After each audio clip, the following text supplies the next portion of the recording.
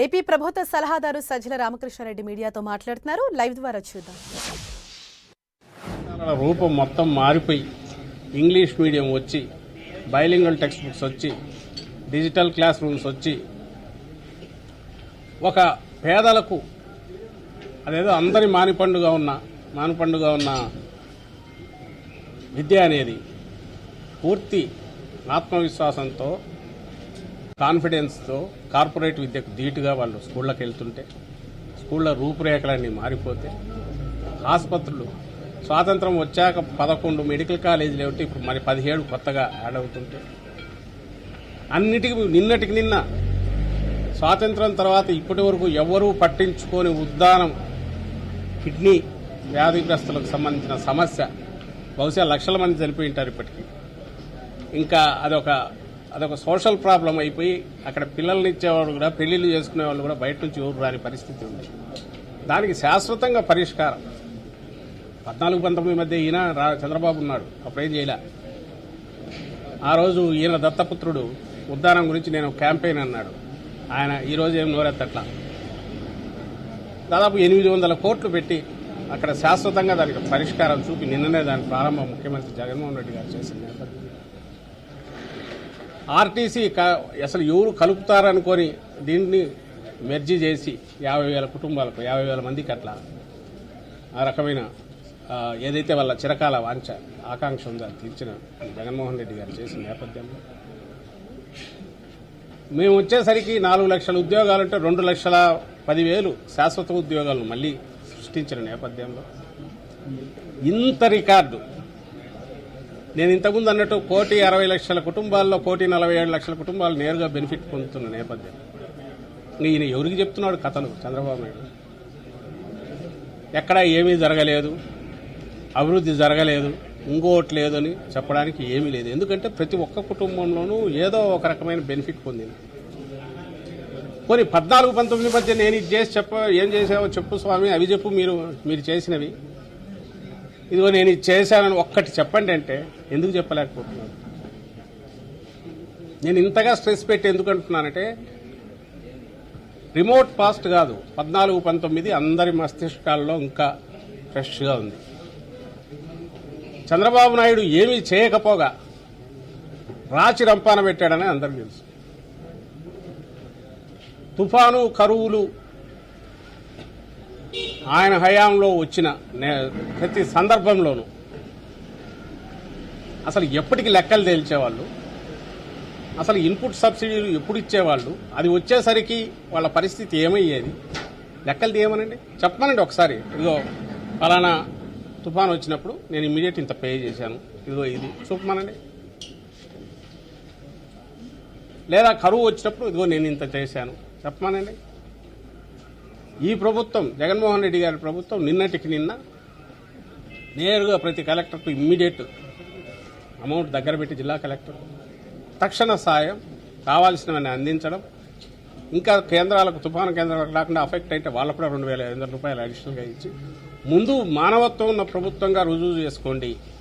మళ్ళీ నేను వచ్చేసరికి జనంలోకి వచ్చేసరికి మా కలెక్టర్ బాగా పనిచేశారని సంపాదించుకోండి అని ఫ్రీడమ్ ఇచ్చి పనిచేయించిన ప్రభుత్వం ఇటుపక్క ఉంటే ఈ పెద్ద మనిషి సెంటర్కి రాస్తాడు 22 లక్షల ఎకరాలు. ఏం లెక్కలే వీరకం?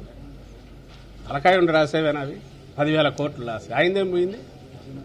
మొత్తం రబీ అంతా పోయింది. ఒక 50,000 కోట్లు ఇవ్వండి అనొచ్చు. అప్పుడు ఎవడో అన్నట్టు కొండ ఎత్తి పెట్టండి నేను మోస్తానంటే కొండ పెట్టలేడు కదా అన్నట్టు. ఇది బాధ్యతతో కూడిన రాజకీయ నాయకుడు చేసే పనేనా? అసలు 22 లక్షల ఎకరాలని ఏ బేసిస్ మీద వచ్చాడు ఈయన? నష్టం జరిగింది 10,000 కోట్లు. ఊరికి నేను పెద్దగా అడిగాను చూడండి మీ తరపున చెప్పుకోవడానికి. కాకపోతే ముఖ్యమంత్రిగా పనిచేసిన వ్యక్తి బిహేవ్ చేయాల్సిన పద్ధతేనా అది? మా ప్రభుత్వం ఏం చేసింది? ఇమ్మీడియట్ రాగానే వరుసగా జరుగుతున్నాయి, ప్రకటించారు. ఇంత ట్రాన్స్పరెంట్గా పంట నష్టం అంచనాలు వేసిన తర్వాత ఎన్యూమరేషన్ మొదలయ్యాక సామాజిక తనిఖీకి కూడా మళ్లీ పెడతాం రైతు భరోసా కేంద్రాల్లో అని పెడుతున్నారు. మళ్లీ దాని తర్వాత ఎవరైనా మావి లేవని వచ్చినా ఇంకోటి వచ్చినా అవి యాడ్ చేస్తాము. ఇంకా ఎవరైనా మిస్ అయినా ఫైనల్ లిస్ట్ పెట్టాక కూడా మళ్లీ నెలాఖరు వరకు టైం ఇస్తున్నాం ఇక్కడ ప్రకటిస్తే. అంటే జల్లెడ బట్టి ఎక్కడన్నా మిగిలి అర్హత ఉన్న సంక్షేమానికి అర్హత ఉన్న కుటుంబం కానీ వ్యక్తి కానీ ఉంటే వాళ్ళని తీసుకొచ్చి ఇది అందజేస్తున్నారు. అలాగే ప్రభుత్వం నుంచి ఏ సహాయం అందాల్సి ఉన్నా అది ఈ వరద బాధితులకు కానీ తుఫాను బాధితులకు కానీ లేదా కరువు దీనికి సంబంధించింది కానీ దానికి సంబంధించి కూడా సోషల్ ఆడిట్ అనేది పెట్టి స్పెషల్గా కావాల్సినంత టైం ఇచ్చి క్లెయిమ్ పెట్టుకోమని మళ్ళీ చూసి కూడా ఇవి చేస్తుంటే ఇంత ట్రాన్స్పరెంట్గా జరుగుతుంటే నీకు తప్పు పట్టడానికి ఎక్కడా అవకాశం లేక నువ్వు 300 రోజులు పైగా హైదరాబాద్లో కూర్చున్న వ్యక్తివి, నువ్వు అసలు ఆంధ్రప్రదేశ్తో నీకు సంబంధం లేదు, గెస్ట్ లాగా వస్తావు, వచ్చా పైపైన తిరుగుతావు, తిరిగేసి నీ ఇష్టం వచ్చిన ఇవి పెట్టడం ఇంకోటి చేసి ఒక ఫాల్స్ ఇది క్రియేట్ చేసే ప్రయత్నం చంద్రబాబు నాయుడు చేసి దాంట్లోనే ఇంకా కొట్టుకుపోతున్నాడని నిన్నటి ప్రెస్ కాన్ఫరెన్స్ చూసినా అర్థమవుతుంది. ఒక్క మాటన్నా రెలవెంట్ ఉందా ఆయన మాట్లాడిన దాంట్లో స్టేట్కి సంబంధించి కానీ ప్రభుత్వానికి సంబంధించి కానీ? ఇంకా 3 నెలల్లో వచ్చేస్తాం, 3 నెలల్లో వచ్చి ఎక్కడికి వస్తారు? లేదా ప్రజామోదంతో అభ్యర్థులు ఎంపికెళ్తారు. అసలు ప్రజామోదం నీకే లేదు. చంద్రబాబు నాయుడిని రిజెక్టెడ్ 19లోనే కొట్టేశారు. నిజంగా 14-19 మధ్య ఆయన ఒక మోతాదులో పనిచేసి ఉన్నా, ప్రజల గురించి ఆలోచించి ఉన్నా, ఇంత సున్నా స్థాయికి ఆల్మోస్ట్ దగ్గరగా తీసుకొచ్చేసి అడ్డంగా రిజెక్ట్ చేసేవాళ్ళు కాదు ఆంధ్రప్రదేశ్ ప్రజలు. నువ్వు చేయకపోగా రాచి రంపాన పెట్టావు, చీకట్లోకి దోసావు, స్టేట్ను దోచుకున్నావు అడ్డంగా అని పూర్తిగా తెలిసి అనుభవం అయినందువల్లనే అవుట్ రైట్ రిజెక్ట్ చేశారు. చెత్తబుట్టలో వేశారు తెలుగుదేశం పార్టీని, ఆ పార్టీ అధ్యక్షుడుగా ఉన్న చంద్రబాబు నాయుడు. అది ఆయనకు తెలుసు కాబట్టే ఎప్పుడు వచ్చినా అంటే హైదరాబాద్లో ఉంటే అక్కడ ఆస్తులు ప్రొటెక్ట్ చేసుకోవచ్చు, తన వాళ్ళ బినామీల ఆస్తులు ప్రొటెక్ట్ చేయొచ్చు అనే ఉద్దేశంతో అక్కడ ఉంటున్నాడు తప్ప ఆంధ్రప్రదేశ్కు రావాలని ప్రయత్నం చేయట్లా. అతను చేయట్లా, అతని కొడుకు చేయట్లా, అతని దత్తపుత్రుడు చేయట్లా.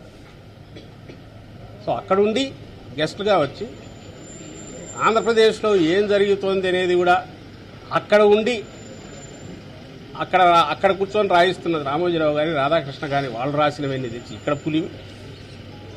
ఎన్నికలు వచ్చేసరికి జగన్మోహన్ రెడ్డి గారు వద్దంట ఈయన తీసుకొస్తారంట ప్రజలు. సరే పగటి కళలు అంటున్నాడా అనుకుంటే అది కూడా దాటిపోయినట్టున్నాడు. నాకు అనుమానం వస్తుంది ఈయన ధీమా. ఈయన మనం సినిమాల్లో చూస్తుంటాం, ఇంకా దెబ్బలు తిని తిని తిని అంతా అయిపోయినా కూడా ఆ విలన్ ఎన్న కూర్చొని క్షుద్ర పూజలు చేస్తాంటాడు, చేతబడులు చేస్తాంటాడు, ఇంకా ఏదో కుట్ర పని ఏం చేయొచ్చో చూస్తుంటారు. బహుశా అలాంటివి ఏమన్నా మొదలు పెట్టాడు లాస్ట్ ఎలక్షన్స్ ముందు ఆ కనకదుర్గమ్మ గుడిలో అక్కడ పోయి క్షుద్ర పూజలు చేయించినట్టున్నాడు. ఇప్పుడు కూడా చేస్తున్నట్టున్నారు, ఏదో తాంత్రిక పూజలు ఇవి చేస్తున్నట్టున్నారు. వాటి మీద నమ్మకంతో ఏమైనా మాట్లాడుతున్నాడేమో అర్థం కావట్లా. జగన్మోహన్ రెడ్డి గారిని ఎందుకు వద్దనుకుంటారు జనం? నిన్ను ఎందుకు కావాలనుకుంటున్నదానికి ఒక రీజన్ లేదు, జగన్మోహన్ రెడ్డి గారిని వద్దనుకోవడానికి కూడా ఎలాంటి రీజన్ లేదు. పైగా ఈయన ఉంటేనే మాకు ఇవన్నీ జరుగుతాయనే ధీమాతో ఉన్నారు కాబట్టి, జనం ఆ నమ్మకంతో ఉన్నారు కాబట్టి మేము ఎక్కడ పోయినా, పార్టీ ఎక్కడికి పోయినా రెస్పాన్స్ అంత ప్రమాణంగా వస్తుంది.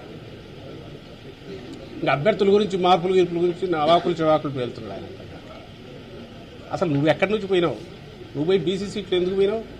చంద్రగిరి రోజులు కుప్పం ఎందుకు పోయినావు? మీ వియ్యం కూడా ఆయన బాలకృష్ణ హిందూపూర్కి ఏం సంబంధం? అసలు నీ కొడుకు మంగళగిరికి ఏం సంబంధం? మరి ఒక బీసీ సీట్లో పోయి నువ్వెందుకు పోయినావు? మేము అక్కడ ఒక బీసీని పెడుతున్నాం, నువ్వెందుకు పోయినావు బీసీ సీట్లో? నీ కొడుకు ఉన్న బీసీ అభ్యర్థిని తీసేసి నువ్వెందుకు పోయినావు అక్కడికి? నీ కొడుకుని ఎందుకు తీసుకెళ్ళావు?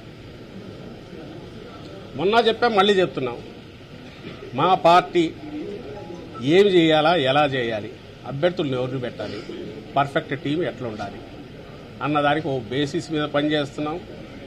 ఈరోజు కొత్తగా వచ్చింది కాదు, గత సంవత్సరం నుంచే ముఖ్యమంత్రి గారు చెప్తున్నారు ఎమ్మెల్యేలందరికీ, జనంలోకి ఆల్రెడీ ఉన్నాం, ఇంకా పెంచండి. అలాగే ఎన్నికల దగ్గరకు వచ్చాక అన్ని ఇవి బేరీజ్ వేసుకున్నాక టీం అనేది పర్ఫెక్ట్ టీం చేసుకున్నాం. ఇది ఎంత ముఖ్యమైనదో పార్టీ పదవి అంతే ముఖ్యమైనది. ప్రతిదీ బాధ్యతగానే మనం చూస్తాం కాబట్టి మీరు ఎక్కడా ఇది కావాల్సిన అవసరం లేదు. మీ వంతు మీరు కృషి చేయండి. మిమ్మల్ని సర్వీసెస్ ఎట్లా వాడుకోవాలని అట్లా వాడుకుంటామంటున్నారు, మారుస్తున్నారు, చేస్తున్నారు.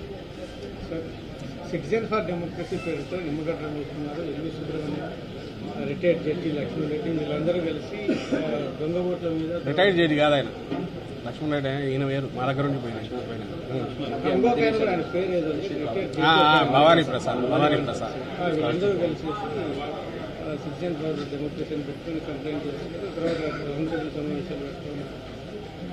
ఇదే ఈ అవుట్ఫిట్ కూడా దాని గురించి కూడా చెప్పాలి.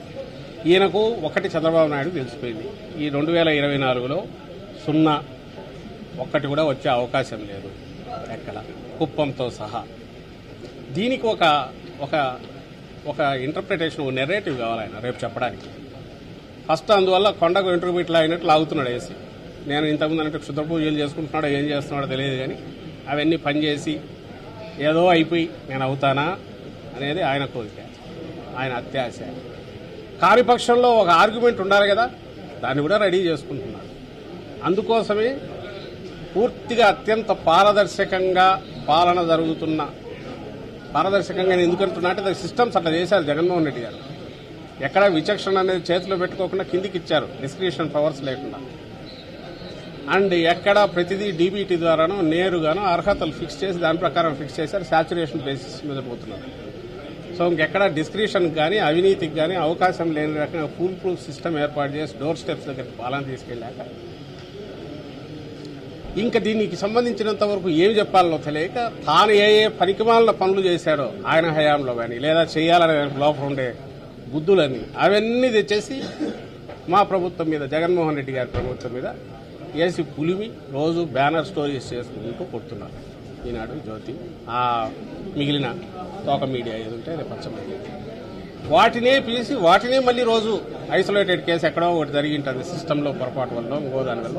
దానికి కూడా కరెక్టివ్ పని మేము చేసినా సరే అలాంటివి తీసుకొని ఇవన్నీ కలిపి ఘోరాలు జరిగిపోతున్నాయి, ఇవి జరిగిపోతున్నాయి అనే ఒక పిక్చర్ వర్చువల్ ఇది క్రియేట్ చేస్తున్నారు. రెండవ పక్క ఈ మధ్య ఎందుకు ఇంతగా మొదలు పెట్టారని చూసాం. ఒక పక్క నిన్ననే మా ఎంపీలు వెళ్ళి, పార్టీ ఎంపీలు సిఈసి కూడా రిప్రజెంటేటివ్ సబ్మిట్ చేశారు. మీడియాకు మీకు వచ్చి ఉంటుంది, మీరు గమనించి ఉంటారు. నేరుగా పార్టీ నుంచి లింక్ చేసి గతంలోనే మేనిఫెస్టోని పెట్టింది నేను చూపించాను, నిన్న దాంట్లో కూడా వాళ్ళు పెట్టారు. ప్రతి వారిని మ్యాపింగ్ చేసి ప్రొఫైలింగ్ చేసి క్యాష్తో సహా పట్టుకొని ఏవైతే వైఎస్ఆర్సీపీ ఉన్నాయో 14-19 మధ్య ఏం చేశారో మళ్ళీ అది చేసే ప్రయత్నం చేస్తారు. ఒక పక్క వాళ్ళది చేస్తూ, అలాగే వాళ్ళు ఎవరో నిన్న కూడా అది బయటకు వచ్చింది, కోనేరు సురేష్ అని ఒక వ్యక్తి ఎవరినో పెట్టుకున్నారు. అతను లక్షలు తీసుకెళ్లి పడేస్తున్నాడు, డంప్ చేస్తున్నాడు ఈసీ వాళ్ళ మీద. వాళ్ళు కిందికి పంపించి చెక్ చేస్తే జిల్లాల్లో అందులో చాలా మంది లైవ్ ఓట్లు ఉన్నాయి. ఎవరు టార్గెట్ పెట్టి చేస్తున్నారంటే వైఎస్ఆర్సీపీ ఓట్లని వాళ్ళు అనుకుంటున్నవి, న్యూట్రల్ ఓట్లు అనుకున్నారో ఏదో మొత్తం మీద చేసి ఒక ఇంప్రెషన్ క్రియేట్ చేసే ప్రయత్నం చేస్తున్నది వాళ్ళు. హైదరాబాద్లో తెలంగాణ ఎలక్షన్లు కాగానే ఎక్కడ కౌంటర్లు పెట్టినా మీ మీడియాలో మీరే చూపించారు చాలా మంది. ఐ థింక్ వీళ్ళు అయితే సూపర్లే, వీళ్ళు ఇక్కడ ఉండింటారు కదా, ఈనాడు, జ్యోతి, ఏబిఎన్ వాళ్ళు ఉండింటారు, వీళ్ళు చూపించారు. కౌంటర్లు పెట్టి మరీ రండి అక్కడ వేసినాం కదా ఆంధ్రాకు పోదాం అనేది పెట్టుకున్నారు. మళ్ళీ జై సిబిఎన్ టీం అని పెట్టుకుంటున్నారు. బరి తెగించి తెలంగాణలో అయిపోయి 4 నెలల్లో ఇక్కడ వస్తుండగా అక్కడ ఇంకా పదండి మనం అక్కడ వేస్తామని కౌంటర్లు పెట్టి ఓటర్లను తీసుకొచ్చి ఇక్కడ రిజిస్ట్రేషన్ చేయించే ప్రక్రియ ఒకటి మొదలు. ఇక్కడ ఇంకో పక్కేమో ఇంటింటికి పోయి పర్సనల్ డేటా కూడా తీసుకొని